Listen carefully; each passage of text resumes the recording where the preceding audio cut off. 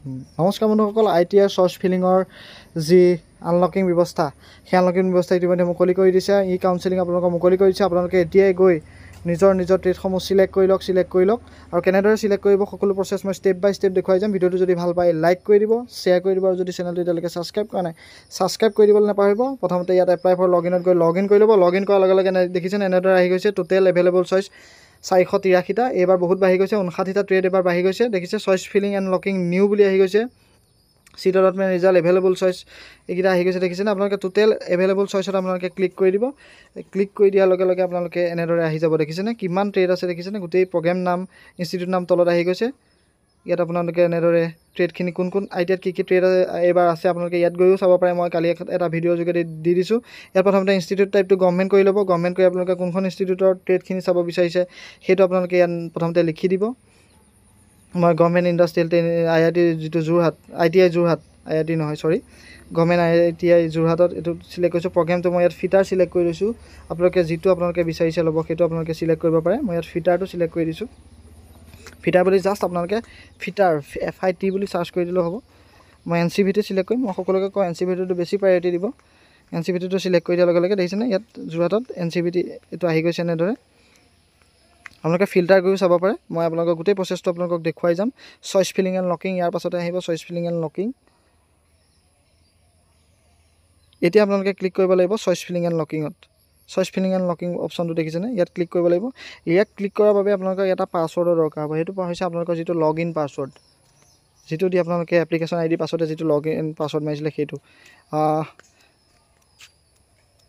আপোনালোকে এইখন দেখিছেনে ৰাউণ্ড 1ৰ কাৰণে যিখন এভেইলেবল চইচ, এইখন প্ৰিণ্ট কৰি ৰাখিব পাৰে নিজৰ ওচৰত সুবিধাৰ কাৰণে। প্ৰথমতে প্ৰিণ্ট কৰি আপোনালোকে চাই ল'ব পাৰে, তাৰপৰা মাৰ্কাৰ দি পেলাই আপোনালোকে চিলেক্ট কৰি থ'ব পাৰে। সেইটো কৰিবলৈ দৰকাৰ নাই। মই মেইন টপিকলৈ আহি গৈছোঁ এতিয়া। আপোনালোকে ইয়াত প্ৰথমতে পাছৱৰ্ডটো দিব। চইচ ফিলিং এণ্ড লকিঙত যাব প্ৰথমতে ইয়াত, তাৰপিছত আপোনালোকে ক্লিক কৰাৰ লগে লগে এনেদৰে এটা পাছৱৰ্ড দিবলৈ আহিব। আপোনালোকে যিটো ITI লগইন পাছৱৰ্ড, সেই লগইন পাছৱৰ্ডটো ইয়াত ভৰাই পেলাই ছাবমিট কৰি দিব। ডুমিয়ানটো ছাবমিট বুলি আহিছে, অ'কে কৰি দিব। দেখিছেনে এনেকৈ এইটো এনেদৰে আহিছে, ইনকাৰেক্ট বুলি আহিছে, কিন্তু মই সঠিকেই মাৰিছিলোঁ বাবে এনেকুৱা হ'ব পাৰে। পিছত পূৰা লগইন হৈ গ'ল। লগইন হোৱাৰ পাছত দেখিছেনে এনেদৰে গোটেই ইনষ্টিটিউট নাম, প্ৰগ্ৰেম নেম, একশ্যন গোটেইখিনি আহি গৈছে। ইয়াত আপোনালোকে সকলোখিনি এড কৰোঁ বুলিলে আপোনালোকে এড অপশ্যনত ক্লিক কৰি জাষ্ট গৈ থাকিলেই হ'ল। সকলো অসমৰ যিমানখিনি ITI আছে সকলোতে বোলে মই ট্ৰেড চুজ কৰোঁ, সকলো ট্ৰেডকে মই সকলো কলেজৰ ট্ৰেডকে মই চুজ কৰোঁ। তেতিয়া জাষ্ট আপোনালোকে এড কৰি গৈ থাকিব। দেখিছেনে মই দেখুৱাই দিছোঁ।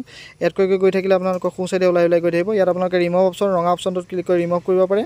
যিটো চইচ নাম্বাৰটো চইচ প্ৰিফাৰেঞ্চটো আপোনালোকে চেঞ্জ কৰিব পাৰে। আপ ডাউন বুলি যিটো অপশ্যন আছে, আপ ডাউনত ক্লিক কৰিলে আপোনালোকৰ প্ৰিফাৰেঞ্চৰ নাম্বাৰটো চেঞ্জ হৈ গৈ থাকিব। যদি আপোনালোকে এখন কলেজে ল'ব বিচাৰিছে তেতিয়াহ'লে আপোনালোকে ষ্টেট গভৰ্ণমেণ্টটো চিলেক্ট কৰি পেলাই আপোনালোকে যিখন কলেজৰ নাম আছে সেইখন চিলেক্ট কৰি দিব। চিলেক্ট কৰি ইয়াত প্ৰগ্ৰেম নামটো, যিটো প্ৰগ্ৰেম আপোনালোকে ল'ব বিচাৰিছে, মই ফিটাৰ চিলেক্ট কৰিছোঁ, চিলেক্ট কৰি দিব। চিলেক্ট কৰাৰ পাছত এনেদৰে আহি গৈছে। দেখিছেনে যোৰহাট, মই ইয়াতে এড কৰি দিছোঁ। তাৰপিছত মই এনেকৈ আপ কৰি দিয়া ফাৰ্ষ্ট প্ৰিফাৰেঞ্চত ৰাখি দিছোঁ, আপ কৰি গৈ। তাৰপিছত সেইটো মই ছেভ এণ্ড হোম কৰি দিছোঁ। ছেভ এণ্ড যদি হোম কৰি দিওঁ তেতিয়া মোৰ এই যিটো চইচ ফিলিং, সেই চইচ ফিলিংটো ছেভ হৈ যাব। দেখিছেনে এনেদৰে আহি গৈছে। মই আৰু দেখুৱাই যাম আপোনালোকক।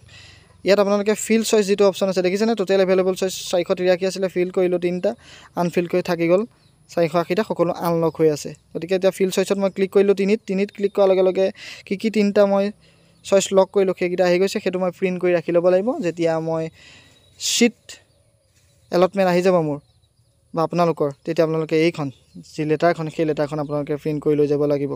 এতিয়া মই যদি আৰু বেছিকৈ কৰিব বিচাৰোঁ তেতিয়া কি কৰিম, তাৰ বাবে আপোনালোকে পুনৰ চইচ ফিলিং এণ্ড লকিং যিটো অপশ্যন আছে সেই অপশ্যনত আপোনালোকে পুনৰ ক্লিক কৰিব লাগিব। মই দেখুৱাই দিছোঁ আপোনালোকে পুনৰ ক্লিক কৰিব লাগিব।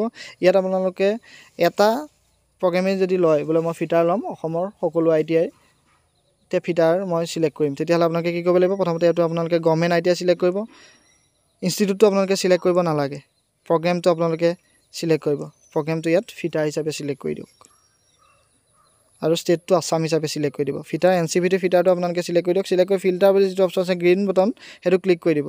ক্লিক কৰি দিয়াৰ লগে লগে দেখিছেনে অসমৰ যিমান ITIত ফিটাৰ ট্ৰেডটো NCVT ফিটাৰ ট্ৰেডটো আছে সকলো আহি গৈছে। ইয়াত আপোনালোকে এফালৰ পৰা এড কৰি গৈ থাকিব পাৰিব। ইয়াত মই দেখুৱাই দিছোঁ আপোনালোকক সকলো এড কৰি পেলাই। এনেদৰে এড কৰি গৈ থাকিলেই হ'ল ফিটাৰ ট্ৰেডটো। সেইদৰে ইলেক্ট্ৰিচিয়ান ডিজেল মেকানিক কোপা সকলো একে চিষ্টেমতে আপোনালোকে কৰিব পাৰিব মই জাষ্ট এটা ট্ৰেডে দেখুৱাই দিছোঁ তাৰপিছত ইয়াত ফিল্ড চইচত দেখিছেনে আগতে 3 আছিলে এতিয়া মই আটাইকেইটা এড কৰাৰ পাছত 10 আহি গ'ল 10টোত ক্লিক কৰাৰ লগে লগে আটাইকেইটা আপোনাৰ ইয়াত লিষ্ট আহি গ'ল আনলক হৈ থকা আৰু এইখন মই প্ৰিণ্ট কৰি ৰাখি থ'ব লাগিব ৰাখি এডমিশ্যনৰ সময়ত এখন মই জমা দিব লাগিব কলেজত গতিকে আশা কৰিছোঁ ভিডিঅ'টো চাই ভাল পালে ভিডিঅ'টো লাইক কৰি দিব শ্বেয়াৰ কৰি দিব আৰু যদি চেনেলটো ছাবস্ক্ৰাইব কৰা নাই ছাবস্ক্ৰাইব কৰি দিবলৈ নাপাহৰিব ভিডিঅ'টো যথেষ্ট খৰকৈ কোৱা হৈছে আপোনালোকে অলপ শ্ল' কৰি চাব যথেষ্ট ভাল ধৰণে বুজাই দিছোঁ বুলি মই আশা কৰিছোঁ আজিলৈ ধন্যবাদ